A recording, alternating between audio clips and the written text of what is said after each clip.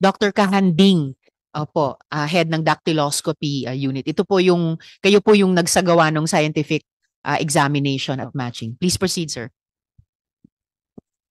To the honorable members of the committee, good morning to everyone. This morning, we will reveal to you the result of your request for comparison and analysis of fingerprints submitted to your end by the Bureau of Investment to be compared to the fingerprint records in our master files. Before I reveal, I would like to tell you that this identification is a unique identification given to us by the Almighty. Ito po ang identification ng tao by means of skin patterns. Sa tao lang po binigay ng Diyos yan. Yan po ang dermatoglyphics. Science deals with the study of skin patterns. Sa 4 branches po niyan, meron po tayong dactyloscopy sa daliri, chiroscopy sa palad, and podoscopy sa talampakan at ang poroscopy po sa sweat pores. Ngayon, dito po ngayon tayo sa dactyloscopy. Dactyloscopy, it is positive identification po, unique identification, infallible means of identification, meaning to say it is incapable of error, absolute perfect identification. And our result is bounded by the 3 dogmatic principles of fingerprints. We have the principle of constancy or the principle of permanency, meaning to say that fingerprints are immutable, perennial, and individual from the beginning of the 3rd month of the embryonic period until decomposition sets in after death. Kaya po, Dr. Kahanding, yung fingerprints nung batang o menor de edad na Guo Huaping dun sa application para sa Special Investors Resident Visa nung kanyang ina ay kaya niyong ikumpara dun sa adult fingerprints Opo. nung Alice Leal Guo. Opo. Okay po. Kasi hindi po siya magbabago from mula nung pinanganak po tayo hanggang ngayon. Size lang po ang magbabago. Wala pong pagbabago yun. We have also the principle of variation, meaning to say that no 2 prints of different person nor the neighboring fingers of the same person has ever been found to be identical in all respects. Kinumpare po namin sa mga fingerprints ni Alice Leal Guo, Sheila Leal Guo, and Wesley Leal Guo. In comparison and analysis of questioned and standard fingerprints, 1 print is enough to identify a person. Because in comparison and analysis, we are not only after the fingerprint pattern, but we are after the exact location and position of the characteristics found inside the fingerprint pattern.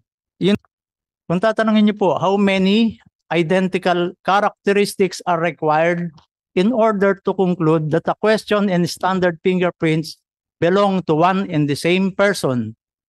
Ito po ang enlarged photograph ng fingerprint ni Wesley Go. Ni Wesley po, Wesley Leal Go. Kinumpare po natin, ito po yung galing sa Board of Investment na pinadala niyo po sa opisina namin. Nag-match po siya dito sa fingerprint namin sa master files. Nakakuha po kami ng 17 identical characteristics. Kaya sigurado po tayo, 7 than 10. Sorry po. Yes, hindi lamang 10, 17. Opo. Tuloy Dito po. po sa fingerprint naman ni Alice Guo, nag-match din po yung isa na sinubmit nyo from the Bureau of Investment.